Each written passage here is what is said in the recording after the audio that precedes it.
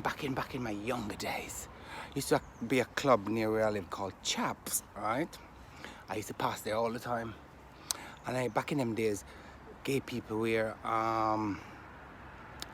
501 jeans, leather trousers, and Doc Marten, and white vest or white t-shirt and black leather jean jacket or leather jacket, right?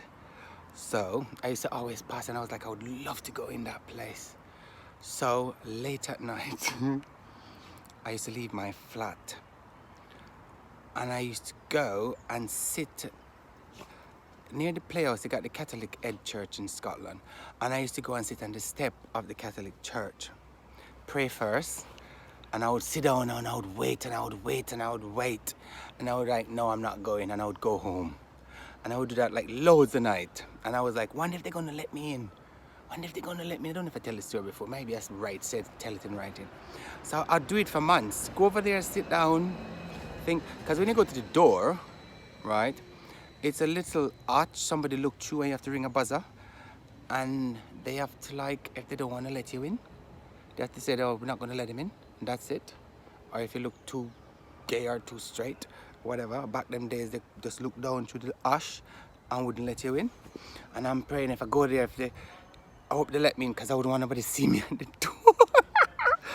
Back them days, I would think about what people think. So nowadays, I don't give a mother flying, whatever, you know by now. But back then, I used to really think about, and I used to think, if we're going there, I see somebody I know, I shouldn't be in it. All these things I used to think. So I used to mess up my brain before I even get in there anyway. So I would put off from going. Like, so I do this week and week and week. I wake up late at night, go and stand the step. When no cars is coming down the road or anywhere, I'd run across the road, and I would say, no, I'm not going, and I would walk past it. And one night, the courage, the inspiration, whatever come inside of me, and I run to the door, press the button, and stand up there trembling, like literally trembling, you know? And I'm like, please, please, God, make you open the door. So I open the door, let me in. It's like in a dark room back then. It was like I was going into a dark room. I've been into a dark room, so I can say that. You know, it was dark, and it was full of lot of white t-shirts and lots of jeans and leather trousers. That's why I call chaps, not chaps. A chap is called. I guess it was chaps. Yeah, it was chaps. And I'm with my little self with my big smile on my face, and a couple of people following me, and I'm like, why are they following me? No, I understand why they was following me. And I'm like, and lots of people looking at me because I was the only color person in the room, but that don't bother me. I don't care, pink, blue, or white, or black, or whatever, and it never bothered me before in my life. So that. I was titillation, excited, nervous, but feel like I'm in hell and heaven at the same time. I was like glad I do it, because it's a milestone I pass. Like, this is the milestone. This is my first gay bar or gay club or wherever. And I was like, yes. I was just like jumping for joy in there. Like, I wasn't looking for sex. I wasn't looking for anything. I was just happy to be in there. A few people followed me around, and I'm like, why they follow me around? So I remember, if you've ever been into Chaps, you go in, there's a bar there, the step going up at the front, and a door. And you go to that door, you go down, there's a toilet, and up to the little room at the top. But I never know that. So I remember I go straight to the back door, went to the bar, buy a Coke, because I wasn't drinking then. Went to the bar, buy a Coke, go see the broadsheet boys magazine, but it was broad newspaper.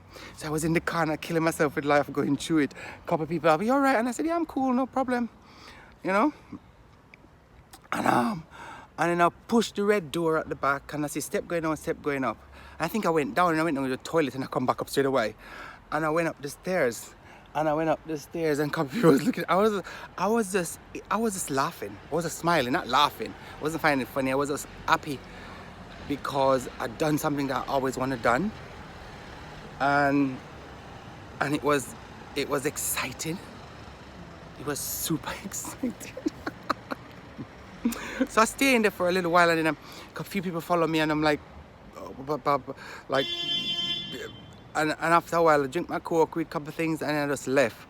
But I was so free free and excited. I free myself. It was a past that club and I wanted to go in. And after that I would go there now and again, all the time I would go up there and go in there and get to know the bouncer. It was all white people in the place, but for me color never matter. I'm never getting any problem with anybody. So it was just nice, friendly, happy. Yeah, get to know everybody over the years, and then I used to go there all the time before they shut it down. This is a memory of Chaps. This was so funny, I'm telling you. Anyway, this is a memory of Chap Friday. Friday feeling, happy feeling, exaggerated, hell, heaven. Just the feeling that I get that first time when I went there. It was fantastic. If you understand, if you sit down and wait for something for so long and then you get it like porridge or dinner or whatever, you know how tasty it is and feeling inside of you. Anyway, happy Friday. Have a wonderful day, whatever you do. Me and my crazy memories.